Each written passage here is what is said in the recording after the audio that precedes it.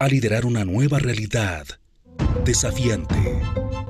Una crisis donde nuestra humanidad será probada como nunca antes en nuestra historia. ¿Bastará una sola mirada para desafiar la realidad?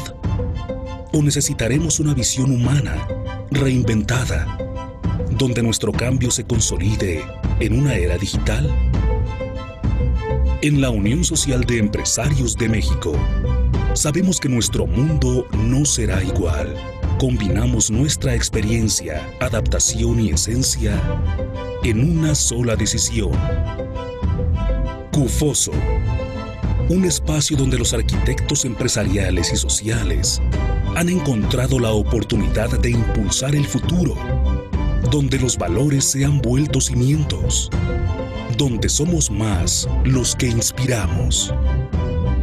Ahora es tu turno de tomar el timón y dar dirección. CUFOSO. Dirigir con un sentido más humano. Reinventarse para inspirar y transformar.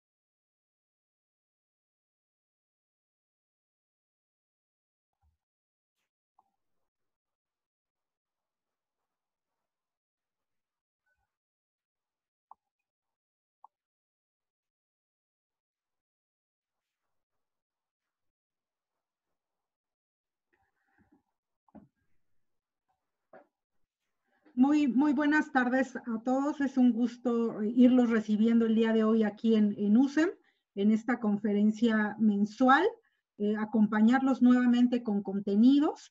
Iremos comenzando por honor a la puntualidad y que se vayan integrando todas las personas que aún faltan. Les decía, es un gusto tenerlos el día de hoy.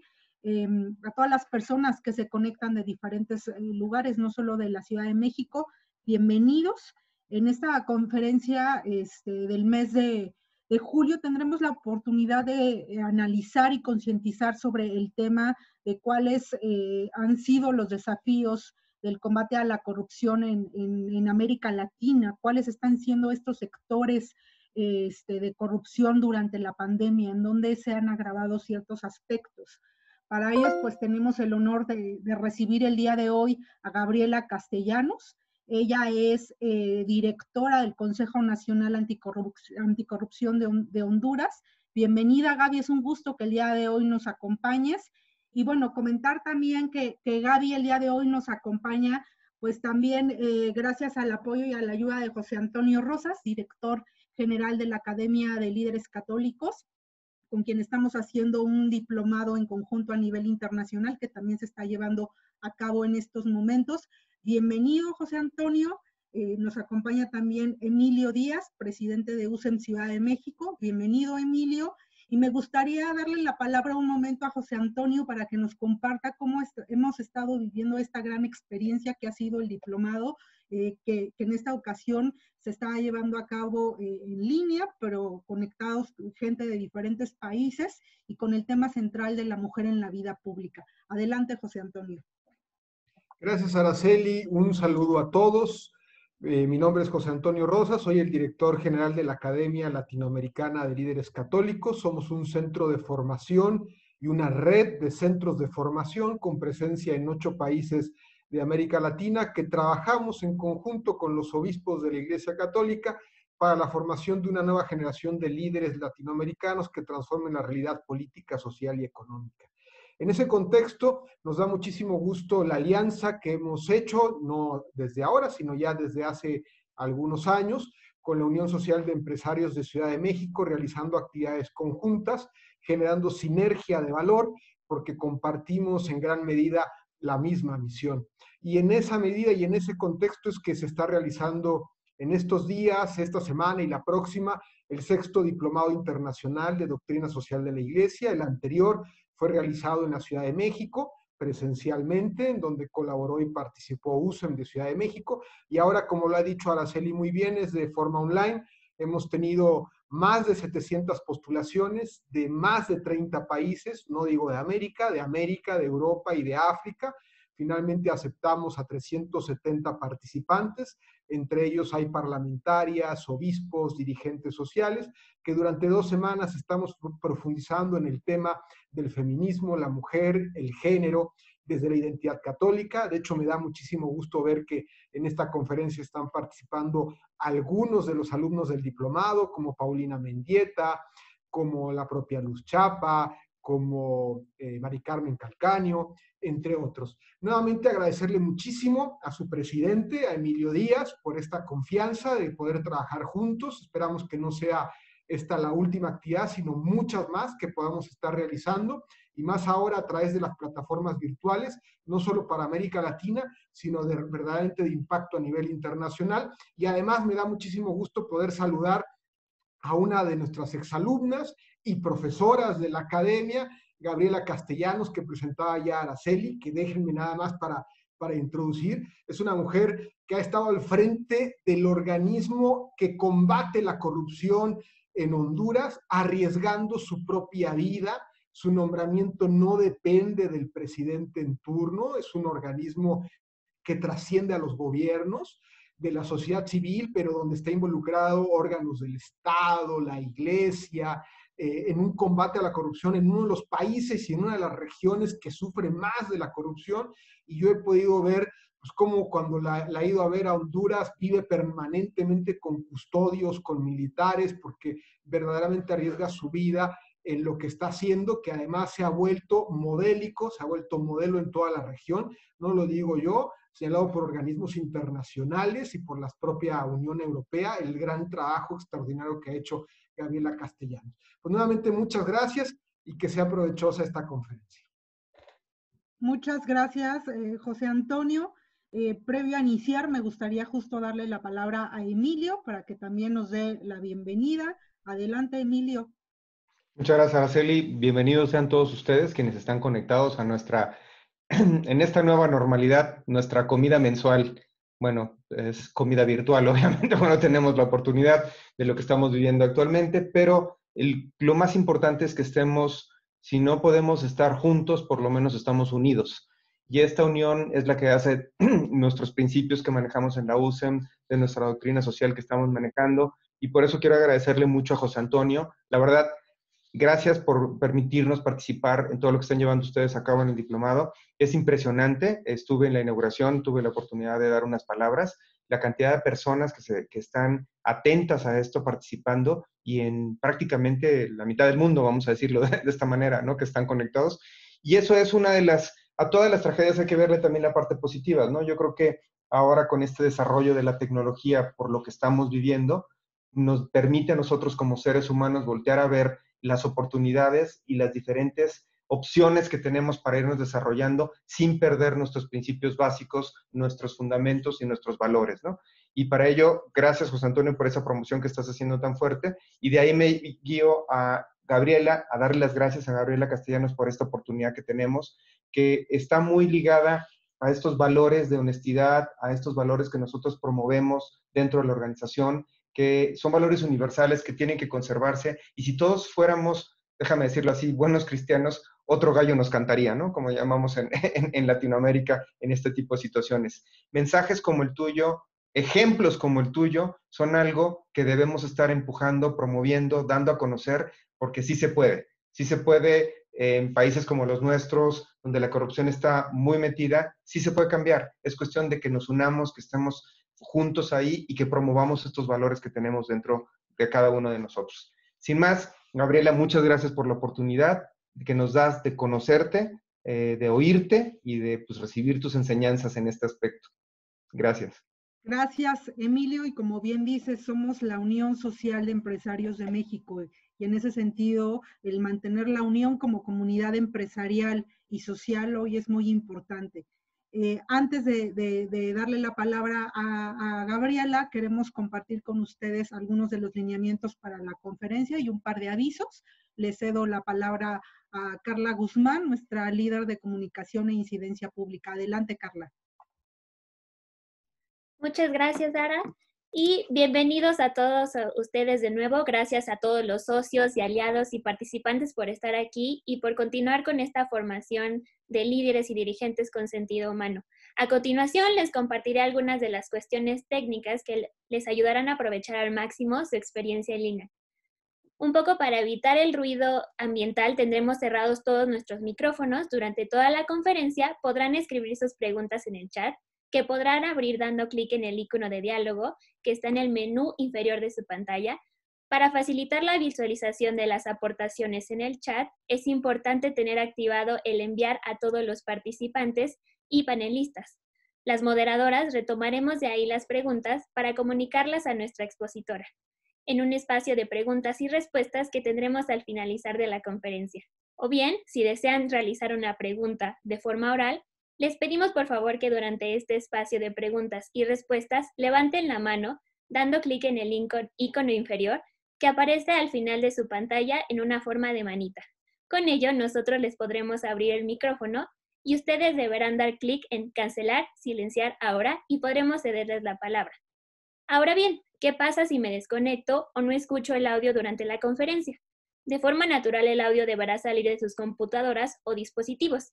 Sin embargo, también pueden acceder al audio a través de sus celulares marcando el número que aparece en los correos de confirmación. Si los problemas persisten, comunícate a los teléfonos del equipo de USEM que aparecen en el mismo correo. Sin más preámbulos, les presento a Gabriela Castellanos. Ella es abogada de la carrera de Ciencias Jurídicas y Sociales de la Universidad Nacional Autónoma de Honduras, con estudios en Derechos Humanos, Violencia y Convivencia Social en la UNAM.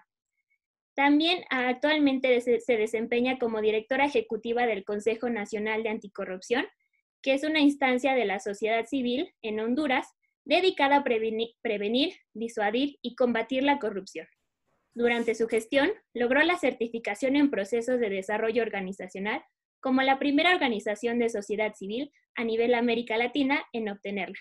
Sin más preámbulos, bienvenida Gabriela, adelante.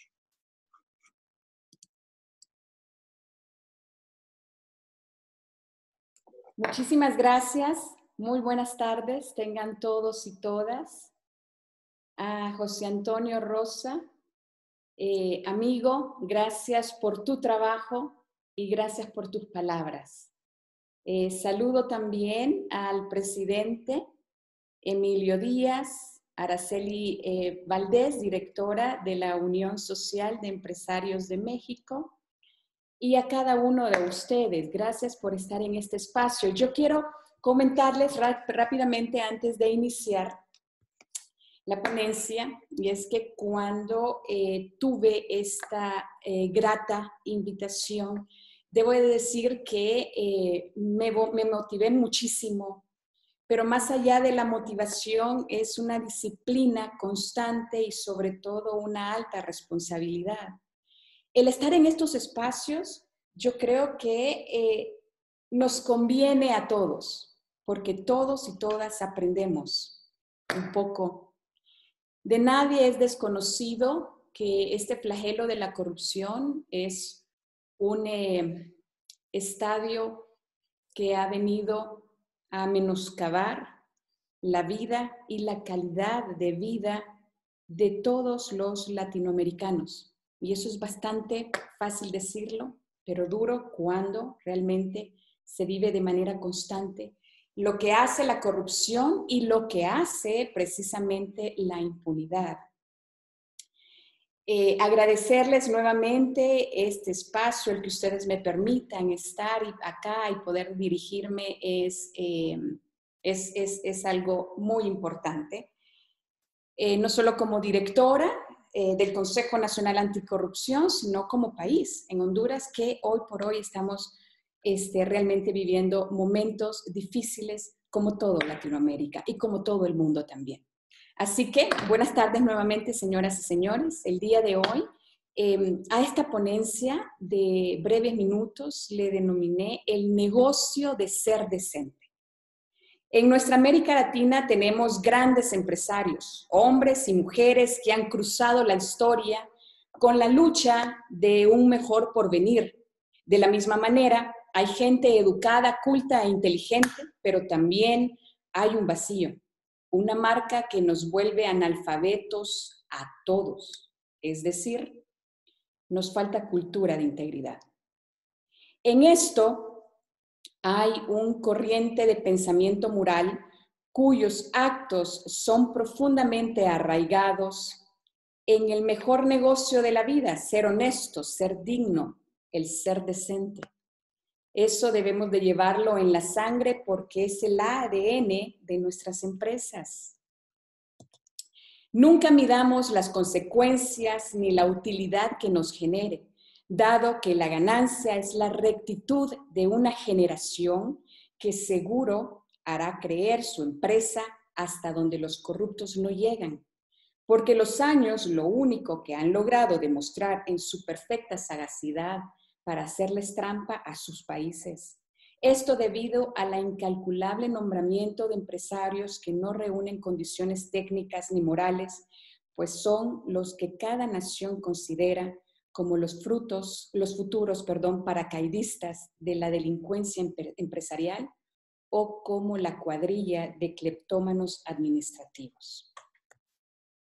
Indiscutiblemente esto tiene que ver con el actuar de cada individuo, que debe ser concebido no únicamente como un medio, sino como un fin en la búsqueda permanente de la moralidad y de la libertad. Un empresario honesto es un empresario libre. Esa libertad de elegir la opción adecuada por su valor y no por el precio que después nos cobra la historia de nuestros pueblos, teniendo en cuenta que los delincuentes de cuello blanco pueden usar las corporaciones para propósitos criminales tales como el lavado de dinero procedente del crimen, el producto bruto criminal o el volumen de negocio asociado a actividades delictivas.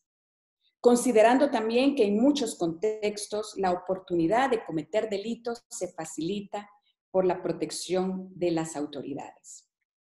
Como en esto, aunque se tenga la voluntad y hasta la fuerza de serle fiel a los principios de la empresa privada, hay grupos e individuos que son más propensos de someterse a las prácticas corruptas, donde la obtención de beneficios personales es a través de medios ilegales. Dicho de otra manera, la transgresión sistemática a las normas es intensa hasta normal en los países de América Latina ultrajada, vendida y enferma, donde el impacto que tiene la corrupción sobre los niveles de inversión, la persistencia de la desigualdad en los ingresos y en el crecimiento económico, que incide en la formación de valores ciudadanos, así como en la gobernabilidad democrática y en la vida cotidiana de la gente que se expresa por medio de sus manifestaciones sociales, mismas que suelen terminar siendo un caos, una tragedia, una dictadura preñada de miseria y de dolor. ¿Ven lo que puede llegar a desencadenar un simple negocio bajo la mesa? Por eso, cada día precisamos un mayor escrutinio público, una mejor tolerancia frente a este fenómeno de corrupción y saqueo permanente a escala mundial. Por lo tanto, debemos ser irreductibles, incluyendo toda la empresa privada, académicos, líderes políticos, la sociedad civil, funcionarios públicos y demás ciudadanos. Aceptemos que en los últimos años la corrupción y su múltiple caos han desatado el abuso del poder público para el beneficio personal. Similarmente, han convertido el tema en un factor de profunda inestabilidad tanto política como social. No cabe duda que la corrupción es un mal endémico y casi omnipresente en nuestra Latinoamérica, donde su efecto se ejerce sobre las diversas dimensiones y lo hacen por decreto.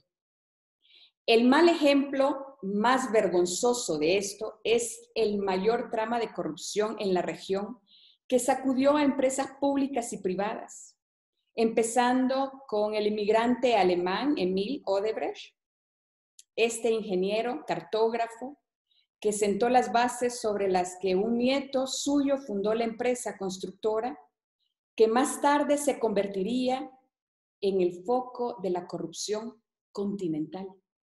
Adicionalmente, Odebrecht pagó unos 788 millones de dólares en comisiones ilegales por más de 100 proyectos de construcción pública en 11 países de América Latina. Otro mal ejemplo ocurrido en el año 2016 con el estallido del caso de los papeles de Panamá, ¿cómo no acordarlo?, que ha salpicado a varios países a nivel mundial. Uno de los casos más sonados de corrupción en el mundo, que reveló las operaciones llevadas a cabo por el bufete Mossack Fonseca para la creación de sociedades de offshore en el paraíso fiscal con el objetivo único de evadir impuestos. Debo decir que de acuerdo con las opiniones de expertos y empresarios, el índice de percepción de la corrupción mide los niveles percibidos de corrupción del sector publicado en 180 países y territorios. Estoy hablando de Transparencia Internacional 2018, que a partir de 13 tipos de encuestas diferentes a empresarios, utilizando una escala de 0 a 100, donde 0 significa corrupción elevada y 100 significa sin corrupción. Yo sé que en sus pantallas en este momento están viendo una tabla en donde nos dice muchísimo. Y vemos que el país mejor ubicado es Uruguay, con 71%. Y así podemos ver Chile, Bahamas, Barbados. Pero lamentablemente en la cola de este índice internacional, pues, podemos ver cómo está El Salvador, Bolivia, México, República Dominicana, Paraguay, Guatemala, Honduras, Nicaragua, Haití y, por supuesto, Venezuela. Como ven, la corrupción nos está saliendo muy cara a todos los latinoamericanos, visto que además de obstaculizar la toma de decisiones públicas, la misma erosiona en el gasto público, fomenta la evasión fiscal, genera costos adicionales en el financiamiento de empresas, desalienta la inversión, además de disminuir las inversiones de un 5%. También aumenta el costo para hacer negocios en un promedio hasta un 10%. Y esto solo lo pone en manifiesto el Fondo Monetario Internacional, en donde estima el 2% del PIB mundial se pierde en pagos de soborno. En otras palabras, la corrupción cobra factura y lo cobra por muchos lados. Por otro lado, la corrupción empresarial es un síntoma de la mala administración, misma que solo puede ser mejorada mediante esfuerzos coordinados de gobierno, de agentes económicos y, por supuesto, de sociedad civil. En suma, fomenta la informalidad y la economía sumergida, al actuar como barrera en la entrada de competidores formales dentro del sector privado. Por último, afecta el crecimiento de las industrias de dicho sector. Y no quisiera decirlo, pero frecuentemente las empresas corrompen a los funcionarios a cambio de obtener beneficios a partir de fondos públicos. Es difícil determinar estadísticamente el impacto exacto en el desarrollo, en la calidad institucional, en la transparencia de los gobiernos, que es la clave a la hora de crecer en un clima empresarial que se incentive la inversión. Por otro lado, la burocracia que corrompe y extorsiona y afecta la productividad y el crecimiento económico de nuestros países. Todo esto pone las cosas más difíciles a las empresas que quieren operar en un país, especialmente a las de menor tamaño. La corrupción pública incentiva la corrupción privada y la corrupción privada pasa su factura, por supuesto que altísima, a los ciudadanos de a pie. Y hablando de productividad, es necesario recalcar que contamos con un índice de competitividad global, mismo que se distingue por ser un criterio anual para que los responsables de la formación de políticas miren más allá de las medidas reaccionarias de corto plazo y de tal manera que puedan elevar su progreso frente a un conjunto completo de factores que determinan la productividad. Así lo establece el Foro Económico Mundial 2019. Estos se organizan en 12 pilares fundamentales y es importante mencionarlos: instituciones, infraestructura, adopción de TICs, estabilidad macroeconómica, salud, habilidades, mercado de productos, mercado laboral, sistema financiero, tamaño de mercado, dinamismo de negocios y capacidad, por supuesto, innovadora. Posteriormente, para el año 2019 se evaluó un total de 141 países en el desempeño de los resultados generados por el ICG, así como en cada uno de sus componentes, siendo evaluado el porcentaje de progreso en una escala de 0 al 100, donde 100 representa la frontera, un estado ideal donde un problema deja de ser una restricción al crecimiento de la productividad. En consecuencia, cada país debe apuntar a acercarse a esa frontera en cada componente de este índice. Y en esta siguiente tabla que les estamos mostrando, establece las economías más competitivas de América Latina. Y miramos el puesto y así como los países. Y hoy podemos ver que en los primeros 3 países está Chile, México, Uruguay.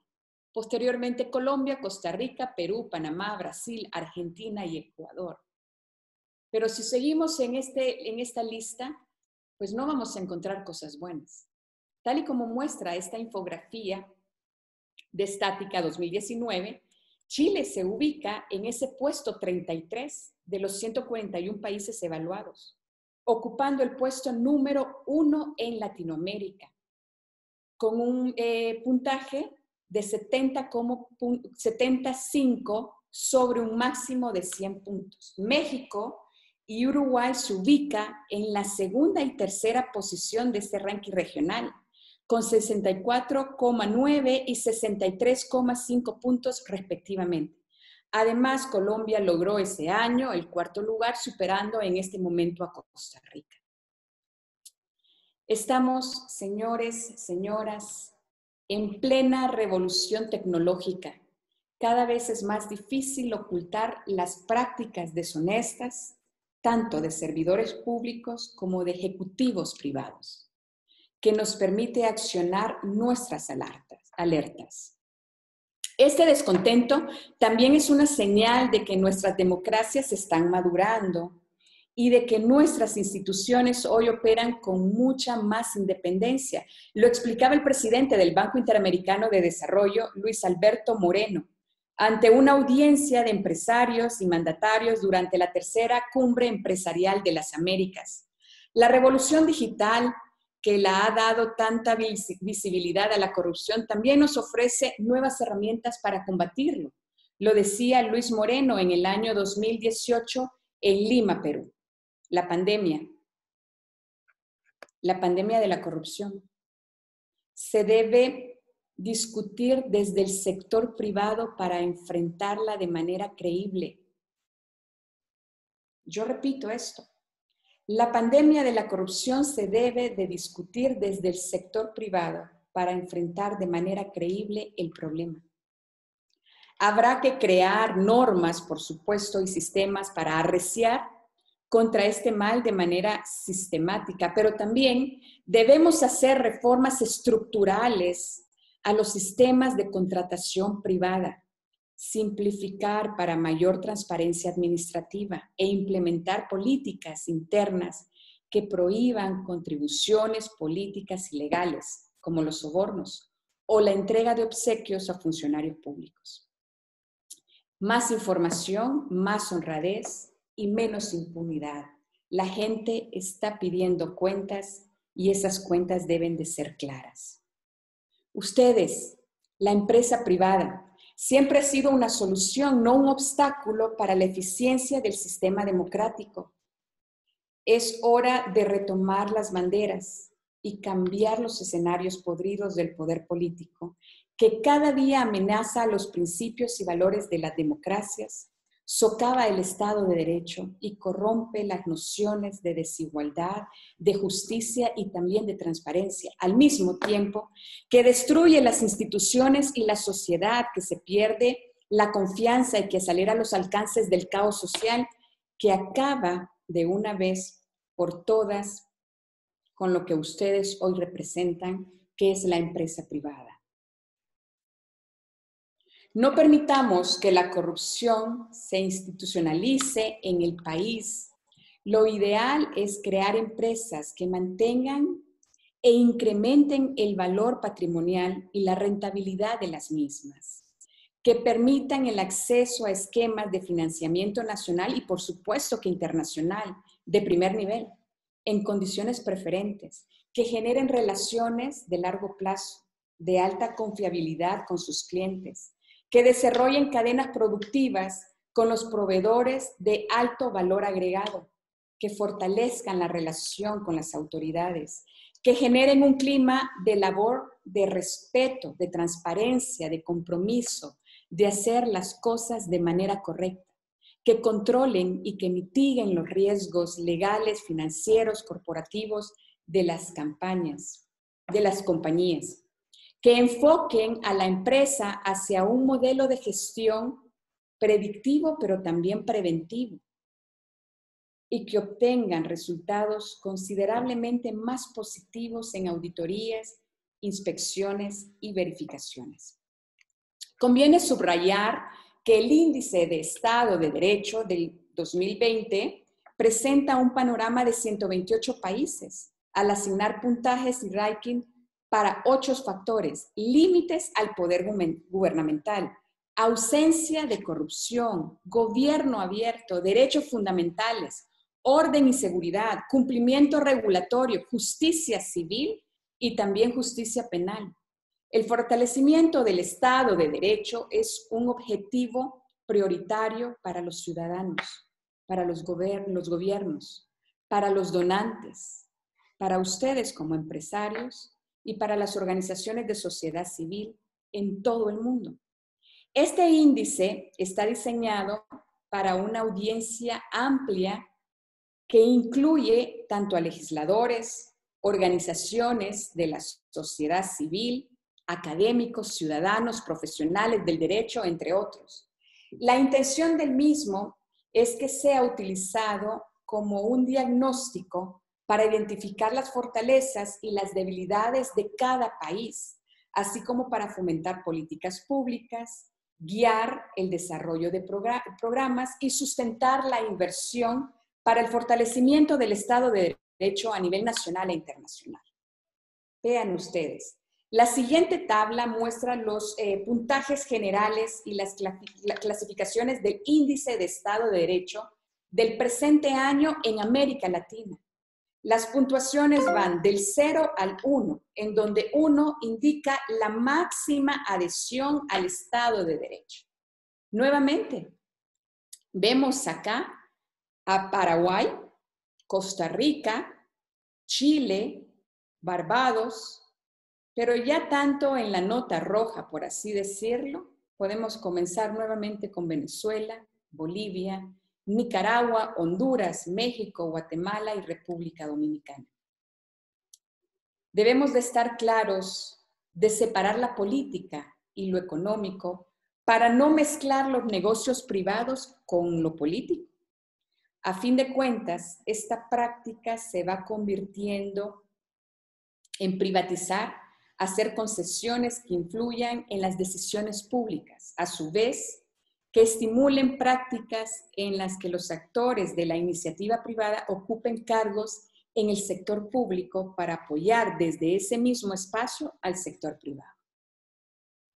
El dinero público en manos de políticos manchados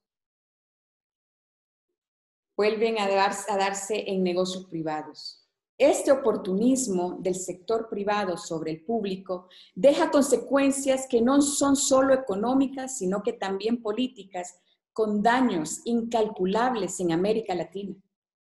Los altos grados de corrupción en el sector público y ejecutivo de empresas tienen una mezcla metódica: el lavado de dinero, el flujo de recursos financieros ilícitos. Por último, las economías y mercados informales, donde los denominados facilitadores de la corrupción son algo más que políticos, pues también tenemos abogados, asesores financieros, contadores, informáticos y mucho más que cruzan el puente donde la calamidad política espera sus dividendos al final de una cadena asquerosa y brutal de robo y extorsiones, las llamadas estructuras criminales. Lo dicho hasta aquí supone que en el sector público la corrupción facilita las prácticas anticompetitivas, mientras que en el sector privado suma factores tales como la falta de valores éticos y la ausencia de mecanismos de control que son facilitadores, por supuesto, del problema. Para saber cómo combatir la corrupción, primero habrá que conocer el factor que la motiva. Una de las preguntas que podríamos hacer es: ¿qué arrastra este lastre de la corrupción transversal que intoxica al sector privado? La respuesta es contundente y firme. Si el Estado fuese eficiente y si la justicia no fuera política, la corrupción no tendría por qué financiar a los que lo alimentan. En conclusión, la correcta y profesional implementación de sistemas eficientes de control y auditoría que vigilen el cumplimiento de las obligaciones de códigos de conducta, de mejores prácticas empresariales, de procesos de capacitación y entrenamiento, así como de procedimientos de denuncia y mecanismos de transparencia, darán vida a una política de integridad que transformará de manera gradual y solidariamente la organización hasta una plena cultura de anticorrupción y cumplimiento. No podemos olvidar que la corrupción puede afectarle a usted, a la economía, a las empresas y a las naciones enteras, visto que crea un terreno fértil para las actividades de la delincuencia organizada, incluso el terrorismo, pues los delincuentes se ven ayudados en sus actividades ilícitas por la complicidad de funcionarios públicos corruptos. Este espacio lo terminaré con un fragmento emitido por un compatriota de ustedes, cuyas palabras deberían de estar en el Museo del Cinismo y en el pedestal de la política latinoamericana. Robé, pero robé poquito. Hagamos la lucha, pero no poquita. Luchemos en grande para un México fuerte y honrado, como una guía para América Latina. Y ese será el negocio de nuestras vidas. Muchas gracias. Muchísimas gracias, Gabriela. Extraordinaria tu participación. Y bueno, en este momento ya abrimos la participación de preguntas y respuestas. Entonces, tenemos por aquí algunas preguntas. Tengo a Javier Iglesias. No sé si a Javier Iglesias le interesaría decirla de viva voz o la formulo. Dice, ¿qué estrategia efectiva nos puede compartir para vincular factores como educación, procuración de justicia, acceso a bases de datos y redes sociales que minimicen la corrupción? Esa es una de las preguntas. Muy bien. ¿Lo contesto ahora? Sí. Bueno, si quieres, formulo otra. Dice, ¿cuál ha sido tu experiencia como mujer? Esta es de nuestra directora Araceli Valdés. ¿Cuál ha sido tu experiencia como mujer para afrontar la corrupción en tu país y en Latinoamérica desde un Consejo Nacional y sabiendo que te han tocado vivir momentos muy difíciles que han atentado incluso hasta contra tu vida? Gracias. Paso a contestar. Intento de contestar la primera consulta, estrategias efectivas. Yo sí creo que la primera estrategia, la que debe de estar en primer nivel de todos nuestros países latinoamericanos, es el tema de educación. Tenemos que educar, tenemos que concientizar a nuestros pueblos del daño que hace la corrupción en cada una de nuestras vidas.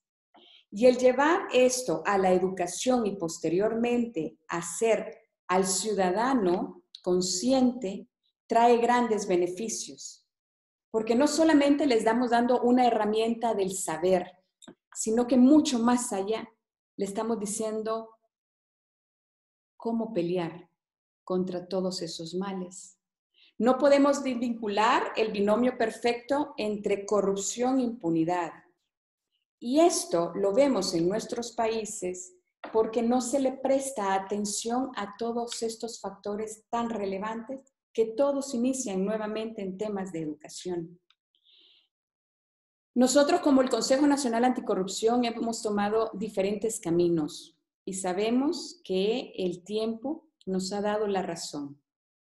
Y hemos emprendido esta carrera ardua que debería de ser una obligación y una responsabilidad de todos los sectores, no solamente de los gobiernos, como lo establece el Estado de Derecho, sino que también más allá de cada una de las personas que podemos tener la oportunidad para poder concientizar sobre esto. CNA ha valorado el tema de educación y de concientización, pero también para atacar el tema de corrupción e impunidad hay que hacerlo de manera concreta, de manera directa, diría yo. Nosotros estamos investigando casos de corrupción y llevándolos a los operadores de justicia con respaldo probatorio suficiente para que ellos ya tengan no solamente una estructura de denuncia, sino que tengan un caso que puedan sustentar frente a los otros poderes del Estado. Creo que el tema de educación y combatir de manera frontal la corrupción, pues puede llevarnos a otros estadios. Obviamente es bastante difícil en Honduras, en Centroamérica, en Latinoamérica, pero creo que ese va a ser un buen inicio en donde no solamente la autoridad competente esté vinculada en estos temas, sino que cada uno de nosotros como ciudadanos. Y con la segunda pregunta, la experiencia como mujer en estos temas, ¿es así? Así es. Bueno, no ha sido nada fácil. Nada fácil. Lo que pasa es que también debemos nuevamente de educar que luchar contra la corrupción no es de género. No es si somos mujeres o si somos hombres que tenemos la voluntad de hacer esto. Yo quiero contarles de manera breve una anécdota que sucedió al segundo año de estar como directora en el Consejo Nacional Anticorrupción. Y es que fui fuertemente cuestionada por ciertos medios de comunicación, así como por analistas, y escuchen bien, el cómo una mujer podría estar llevando este tipo de temas a la palestra pública, pero más allá, cómo una mujer puede combatir la corrupción y la impunidad de manera eficiente y que si lo puede hacer este género. Eso lo recibí el segundo año, ya llevo 6 años en esta labor y me di cuenta que no solamente enfrentábamos este flagelo terrible que nos ocasiona pobreza y más allá miseria, sino que también estábamos enfrentando la debilidad de ciertos actores que podrían o son influyentes en los diversos temas en nuestros países, como el tener que respaldar la figura de mujer en este tipo de situaciones. Así que desde allí yo quiero decirles que no ha sido fácil, pero creo que esto se enfrenta de 2 maneras. Primero, con conocimiento de lo que se hace. Segundo, con valores bastante arraigados. Tercero, con responsabilidad y compromiso. Y por último, aparte de esos valores que todos deberíamos y debemos de fortalecer, con valor. Teniendo, creo que esos componentes, un equipo poderoso en el tema de la parte técnica.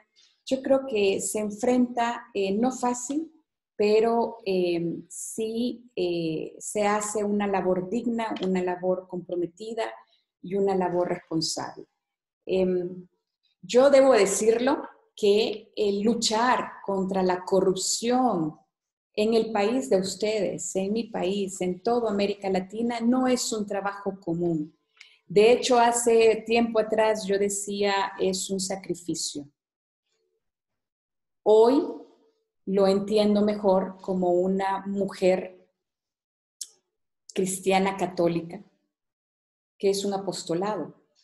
Y solo así podemos enfrentar las dificultades y los retos que este mismo trabajo nos representa, tanto en la vida profesional como personal. Excelente, muy bien. Tenemos otra pregunta. Dice, ¿qué mecanismos de transparencia pueden promoverse desde la iniciativa privada y social para prevenir la corrupción en el ámbito político, privado y social en general?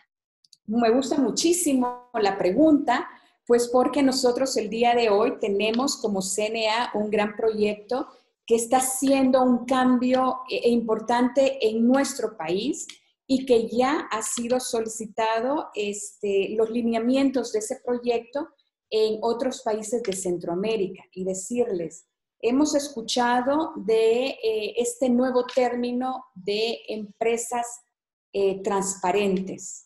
Y bueno, nosotros entonces empezamos un proyecto y esa es una de las tantas cosas que podría yo mencionar. Hemos empezado un proyecto en donde reflejamos mediante un sistema realmente poderoso todas aquellas empresas pequeñas, medianas o grandes, número uno, que están cumpliendo con la ley, por difícil que sea. Y eso nos va a llevar a otro nivel. Pero estamos nosotros entregándole esta información al mismo gobierno, pero también a otros sectores, al mismo sector empresarial, que existen empresas de 5 estrellas, como nuestra bandera, que no solamente se apegan a la ley y cumplen con la ley, sino que también existen otros factores que las distinguen, como la responsabilidad social, como el estar en mesas técnicas de aporte en temas de tributos, por decir algo, en temas de transparencia, en temas de rendición de cuentas, en temas, por supuesto, económicos y financieros, y como ya lo decía en la participación, ¿no?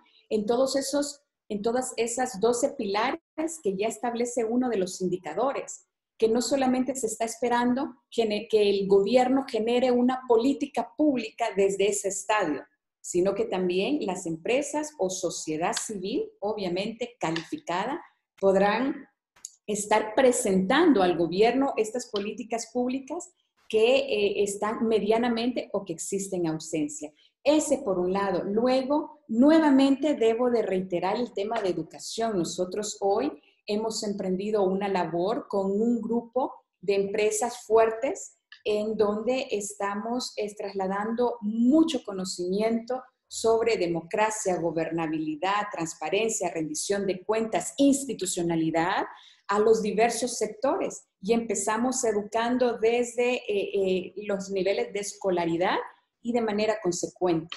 Asimismo, también la empresa privada, quiero decirles que parte del órgano máximo del Consejo Nacional Anticorrupción se encuentra la empresa privada. Y es ahí donde hemos visto una línea importante y poderosa para que la empresa privada hable precisamente de estos temas. Yo les decía al principio que pues había recibido esta invitación muy motivada, porque creo que la empresa privada es un sector importantísimo, no solamente para el fin y el objetivo en las cuales fueron creadas, ¿no? Y el empuje precisamente del desarrollo de nuestros países, más allá en temas de educación. Yo podría compartir posteriormente con ustedes algunos trabajos bastante puntuales para ofrecérselos y que si ustedes tienen el tiempo de leerlos sería fantástico. Quiero mencionarles que nosotros hemos sacado recientemente un estudio académico entre CNA y la Universidad Nacional Autónoma de Honduras, denominado La Macrocorrupción en Honduras. Y desde ese estudio estamos empoderando al ciudadano con varios sectores empresariales que nos apoyaron a este estudio, dándonos información y muchos más elementos de cuánto, por ejemplo, pierde el país en temas de corrupción de manera anual. Hoy en Honduras se pierden alrededor de 74,000 millones de lempiras en temas de corrupción. Y si seguimos en esta misma línea, podríamos al año 2022 superar esa cifra por mucho. Así que estamos concientizando siempre al sector empresarial, pero por supuesto a la ciudadanía, a los académicos y demás, para que tengan información que sirva, obviamente, para crear política pública, y de eso nosotros hoy estamos teniendo colaboración de la empresa privada. Muchas gracias, Gaby. Tenemos también otra pregunta de José Vergés, y nos lo va a preguntar de viva voz. Así que adelante, José Vergés, ya tienes permitido hablar. Bien. Hola, José. ¿Puedo hablar, sí? Sí, adelante, te escuchamos. Yo soy José Vergés de Paraguay, Asunción, Paraguay, que fui uno de los creadores de Transparencia en Paraguay hace varias décadas. Y un tema que me llama la atención ahora es que estuvo de moda el término anticorrupción permanentemente. Y hemos comprobado que eso es un término negativo realmente. Entonces yo me reflexiono si no sería mejor ya llamarnos en futuro por la transparencia de la sociedad. Tratar de asimilar un término negativo a algo positivo no lo creo muy práctico, ¿no? Y o sea que el ciudadano se ha acostumbrado a la existencia en sí de la transparencia, pero considera muchas veces que no tiene capacidad para influir de alguna manera en lo pequeño, en lo mediano, en lo grande, para que se transforme en su país. En mi país, por ejemplo, que venimos de una larga dictadura, 35 años, el prebendarismo se instaló en muchas generaciones. Entonces, lo que hemos venido después, tenemos que tratar de crear una nueva cultura ciudadana, que somos los actores de la sociedad, todos, ¿no? Y los servidores públicos deben ser servidores públicos, no del partido de gobierno, como es usual. Gracias. Gracias a ti, José. Excelente aporte. De hecho, el Consejo Nacional Anticorrupción tiene un espacio denominado OPCA. Es un observatorio en temas de transparencia y de rendición de cuentas. Y desde allí nosotros generamos diversos estudios, análisis en documentos que tienen ese respaldo científico, porque nos preocupamos muchísimo en ese caso. Y te cuento que CNA hace aproximadamente 2 años solicitamos una reforma al Congreso Nacional en el nombre Consejo Nacional Anticorrupción. Y ustedes me dirán, pero ustedes son de sociedad civil, ¿qué tiene que ver el Congreso Nacional? Y te explico rápidamente. CNA fue creado a partir del año 2005 mediante un decreto legislativo. El Congreso Nacional le da vida al Consejo Nacional Anticorrupción a solicitud, de la 6ª evaluación del Convenio de las Naciones Unidas contra la Corrupción, en donde las Naciones Unidas le decía a Honduras, en ese análisis, en esa evaluación, Honduras debería de tener un organismo independiente que pueda luchar contra la corrupción y que pueda ayudar en temas de transparencia. Entonces, desde ese momento nosotros hemos tomado ese papel, por supuesto, y nos hemos quedado con ese nombre. Dentro del estudio que nosotros hacíamos, pues claramente en América Latina, hace ya aproximadamente 2 años o mucho más, se viene escuchando de manera fuerte y concreta el tema anticorrupción. Deberíamos de eliminar, como tú muy bien lo dices, la parte negativa y trasladarlo a una parte positiva que desde el nombre ya nos va a decir mucho y nos va a decir básicamente hacia dónde nos queremos dirigir. No estas instancias que luchan solamente contra la corrupción, sino que todo ciudadano y desde el gobierno. Hace ya pues un buen tiempo hemos solicitado esa y otras reformas al Congreso Nacional. Tenemos un problema bastante serio en mi país y yo lo digo de manera pública, bastante claro, y es que, bueno, le estamos pidiendo cambios necesarios e importantes para la vida de la transparencia del pueblo a un poder del Estado de los más corruptos que tiene hoy Honduras, que es el Congreso Nacional. Entonces se nos han cerrado todas las puertas. De hecho, todo lo contrario, han querido debilitar desde allí y desde otros espacios el trabajo del CNA y pues creo que todavía no estamos cerca para hacer ese cambio que tan importante es.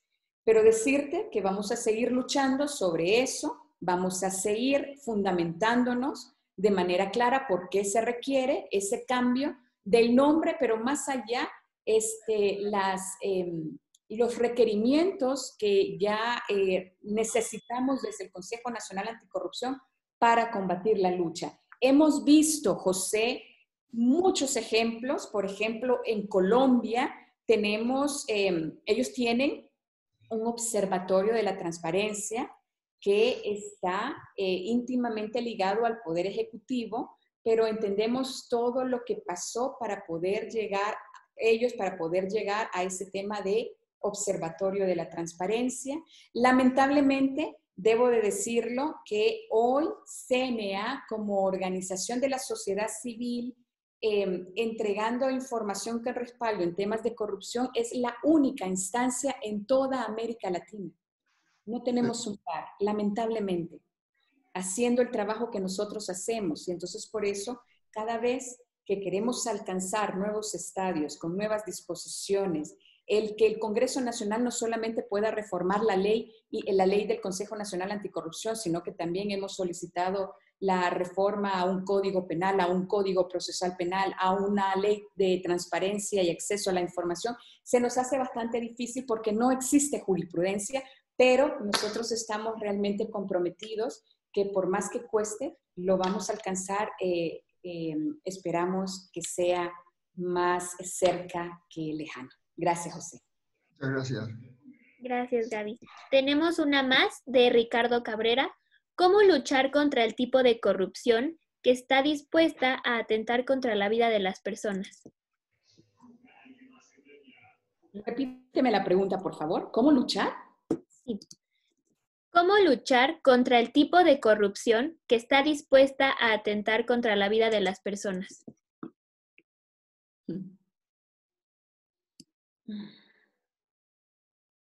Desde el Estado mismo tiene que generar mecanismos y herramientas para poder respaldar el trabajo, los derechos humanos y las personas que combaten de manera abierta, pública y directa temas de corrupción e impunidad.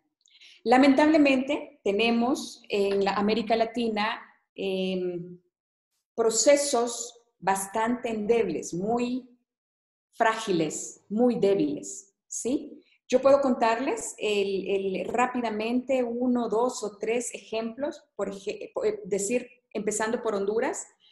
Honduras tiene un mecanismo de protección. Ese mecanismo de protección es por decirlo de esa manera, una bolsa en donde supuestamente deberá de protegerse a periodistas, abogados, a personas que luchan contra la corrupción y más allá, con ese binomio perfecto, corrupción-narcotráfico. Pero pues la verdad es que nadie les presta mayor atención. Y puedo decir que hoy ese mecanismo dice que está al servicio de estas personas y muchas personas han perdido la vida básicamente por su quehacer, por su trabajo. Desde el Ministerio Público, desde la institucionalidad, desde el operador de justicia, por supuesto que debería de existir también otro mecanismo de prevención, solamente que para eso nunca hay presupuesto. Y no solamente lo estoy hablando desde Honduras, lo estoy hablando desde Guatemala, lamentablemente desde Costa Rica, desde El Salvador. Colombia nos lleva unos pasos de adelante, pero no mayor situación. Así que sí, en primer lugar yo puedo decirles que cualquier constitución de nuestros países va a establecer esa garantía, y la garantía es cuidar de la vida y del trabajo y del quehacer de todas esas personas, pero no pasa así. Yo creo que aquí el actor importante también, y podemos decirlo, puede ser la empresa privada, a exigir con otros sectores que se pueda proteger la vida y el trabajo, porque no solamente estamos hablando de lo más importante, ¿no? De la vida humana, pero también ese trabajo vincula una serie de otros temas que hay que cuidar mucho, que es, por ejemplo, la información. Si un respaldo probatorio es suficiente en cada uno de los casos, no estamos haciendo mucho, y si ese respaldo se pierde, también ese es otro problema. Así que creo que debemos de tener nuestros países una política pública encaminada a la protección de estas personas. Por último, decir de que también los círculos de seguridad también están llamados a la protección de la vida de todas estas personas, pero que obviamente y nuevamente por falta de recursos también no tiene el suficiente empuje que se debería de tener en nuestros países, y hablo en este caso más de Centroamérica. Buenísimo. Te voy a leer 2 preguntas más ya para finalizar esta sesión de preguntas y respuestas. Y tenemos una pregunta que dice, ¿cómo visualizas o cuál es tu lectura de la situación actual de México y de América Latina? Esa es una pregunta. Y la siguiente mencionan, si bien es cierto que la corrupción es un fenómeno que afecta principalmente a los sectores públicos y privados, también ha habido últimamente un gran surgimiento de individuos y sociedades civiles que han tomado el protagonismo de manera importante en la lucha contra la corrupción. ¿De qué forma la población puede utilizar la tecnología para combatir la corrupción y cómo pueden combatirla también quienes no tienen acceso a esta misma tecnología? Ok, muchas gracias. Quiero comentarles rápidamente, miren, con esta primera pregunta de este segmento, pues podríamos quedarnos bastante tiempo y sé que no lo tenemos. Decirles cómo vemos esta corrupción en América Latina. Desde que inició la pandemia en Centroamérica, les estamos hablando más o menos de 4 meses o un poco más, el Consejo Nacional Anticorrupción ha sacado 7 informes denominados Corrupción en tiempos del COVID-19, en donde vemos cómo en momentos de emergencia como esta y que todos estamos pasando, funcionarios, servidores públicos y muchos empresarios coludidos con cierto sector del gobierno se han aprovechado y están tomando el recurso público, el erario público, para beneficio de muy pocos. Después del tercer informe que nosotros entregamos a la población en general, pero que también a la vez entregamos al Ministerio Público como operador de justicia, nos detuvimos y dijimos, bueno, vamos a hacer algo más. Vamos a ver cómo se está planteando este tema en temas de corrupción y transparencia a nivel de la región. Y hemos tomado, ya debo decirles que tenemos un análisis bastante avanzado y hemos tomado ejemplos como Uruguay, Colombia, Honduras, por supuesto, Guatemala, Costa Rica, Bolivia. Y tenemos en este momento a diversos grupos trabajando en todos los insumos y analizando esto. ¿Por qué les cuento en este momento esta situación? Porque ya hoy nos refleja este estudio que no hemos finalizado, pero que tiene métricas internacionales, que tiene indicadores nacionales e internacionales, que estamos trabajando de la mano con 2 universidades, con la universidad pública y con una universidad privada que es Unitec, para poder construir toda esta información y trasladarla después, que no vamos por un buen camino, lamentablemente.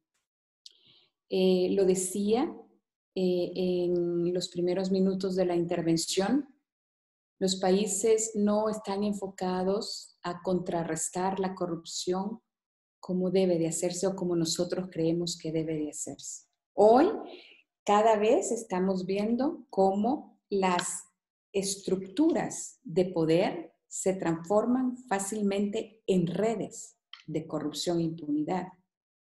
Y cuando hablo de redes de corrupción es que estamos hablando de una gran cantidad de personas que se suman para defalcar al Estado y para cometer todos los delitos en temas de la administración pública. ¿Cómo se traduce eso? En temas de corrupción.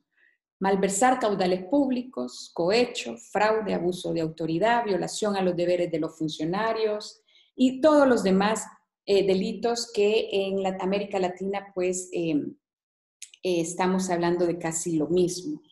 Estas estructuras o estas redes de corrupción no solamente están a nivel nacional, sino que a nivel internacional. Hoy nosotros estamos enfrentando el pago de más de 1.000 millones de lempiras por 7 hospitales móviles. Todavía no tenemos ninguno después de más de 120 o 140 días de sufrir esta pandemia, y ahora entendemos cómo las estructuras nacionales y las estructuras internacionales se hacen un nudo para poder cometer actos de corrupción en contra de la administración pública. Pero también, por otro lado, tengo que decir lo siguiente, y aquí paso a contestar rápidamente la segunda pregunta. Sí, en efecto, hoy más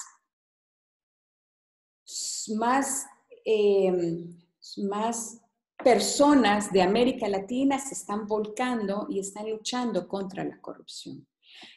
En mi país no se podía pensar que hace 10 años una organización de sociedad civil denunciara a un expresidente de la nación.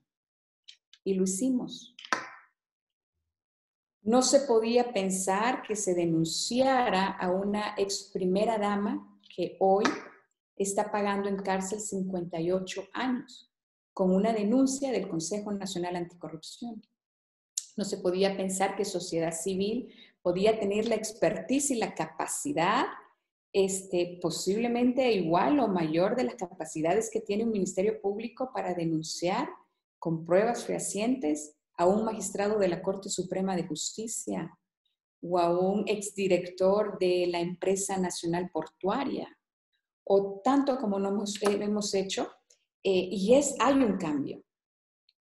En el mes de febrero de este año, estuve en la Florida reunida con varias organizaciones de sociedad civil con una voz fuerte, beligerante en contra de la corrupción, pero también estuvimos acompañados de la fiscal general de Costa Rica y el experto en corrupción de Costa Rica, del Ministerio Público, pero también estaban las autoridades de Guatemala y de El Salvador y expersoneros de la Misión de Apoyo contra la Corrupción y la Impunidad, y de manera diversa. Y nos damos cuenta cómo el clamor ciudadano ya no solamente se vuelve una voz más que sube de tono, sino que ya hay una expertise, que ya hay trabajo para poder señalar a los posibles corruptos y corruptas, porque al final lo que nosotros estábamos acostumbrados como América Latina es que todo mundo habla de corrupción, pero nadie dice nombres y apellidos. Y eso debe de haber un cambio que hoy yo creo que lo estamos marcando y que eso nos empodera. También las redes sociales, quiero decir que es un tema importantísimo en este tema. Hemos logrado como CNA, y sé que otras organizaciones de la sociedad civil, que nuevamente educar, concientizar, empoderar y que las personas se sientan parte, que pueden hacer algo y que pueden denunciar la corrupción. CNA ha tenido ya por años un mecanismo de denuncia, y yo quiero decirles algo. Ese mecanismo de denuncia que empezamos a impulsarlo por las redes sociales fue difícil, porque hay mucho temor, hay mucho miedo de denunciar a los corruptos, pero cuando existe una organización, una institución que tiene alta credibilidad, y que primero es fundamental cubrir el anonimato de la persona que denuncia, entonces la persona se siente más vinculada a denunciar estos actos de corrupción. Hoy CNA no solamente cuenta con las denuncias de los ciudadanos y de las ciudadanas que creen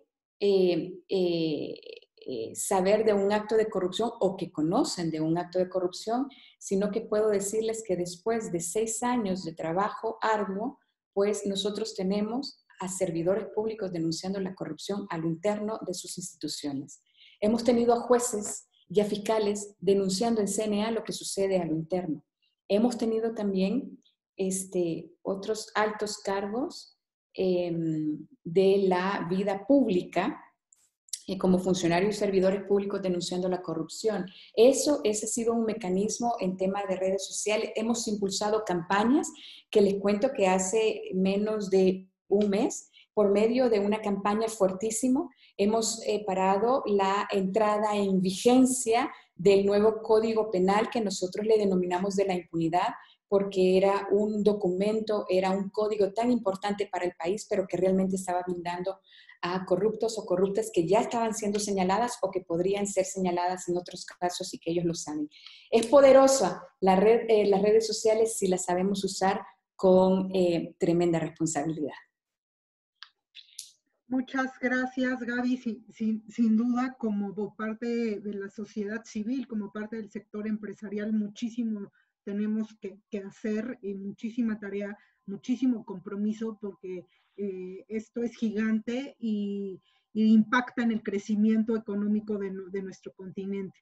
Te agradecemos muchísimo que nos hayas compartido este panorama desde Honduras. Quiero cederle la palabra a Emilio, para poder despedir a Gabriela, despedir a nuestros participantes y socios del día de hoy. Gracias, Eri. Ahora, Gaby, de veras, es impresionante y de veras motivador el ver que hay personas como tú que están empujando esto. Yo creo que lo peor que nos puede pasar como sociedad es conformarnos con lo que ya está, sino al contrario, o sea, seguir luchando y seguir haciendo las cosas, porque es como una gota de agua que cae en un estanque donde las ondas se van ampliando, ¿no? O sea, entre nosotros debemos empujarlo. La verdad, te agradezco el que hayas estado participando con nosotros, pero te agradezco por ser como eres, o sea, porque estás empujando este tipo de abrirnos los ojos, de no es algo que quedó y es el status quo. No, ese no es el status quo. El status quo es ser honestos. El status quo es ser transparentes. Ese debería ser el status quo de todo. Y la verdad, tu mensaje nos ayuda a tener esa perspectiva.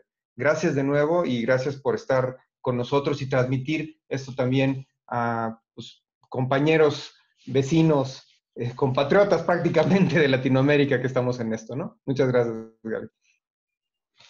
Muchísimas gracias a ti, Emilio, gracias a todos ustedes por tener la paciencia de escucharme. La verdad que el status quo es la integridad. No hay mejor cosa en todas nuestras acciones y más allá cuando interfieren otros seres humanos. Gracias nuevamente por este espacio. Gracias. Muchas gracias, Gaby. Y bueno, te haremos llegar tu reconocimiento por tu valiosa participación en esta conferencia. Gracias a todos los que nos acompañaron en nuestra modalidad virtual de esta conferencia mensual. Los invitamos a seguirnos en nuestras redes sociales. Nos encontramos como @usemcdmx y también los invitamos a contestar nuestra evaluación, cuya liga aparecerá al salir de la reunión. Recuerden que su opinión es muy importante para nosotros. Si quieres recibir más de nuestra información, comparte tu correo por el chat para que te enviemos todos los detalles de la conferencia. Y bueno, también les dejamos nuestros datos de contacto en el chat y recuerden que la Unión Social de Empresarios de México constantemente ofrece herramientas a través de su membresía o programas de formación para transformar empresas altamente productivas, plenamente humanas y socialmente responsables. Buena tarde y hasta luego. Un abrazo. Hasta pronto. Un abrazo.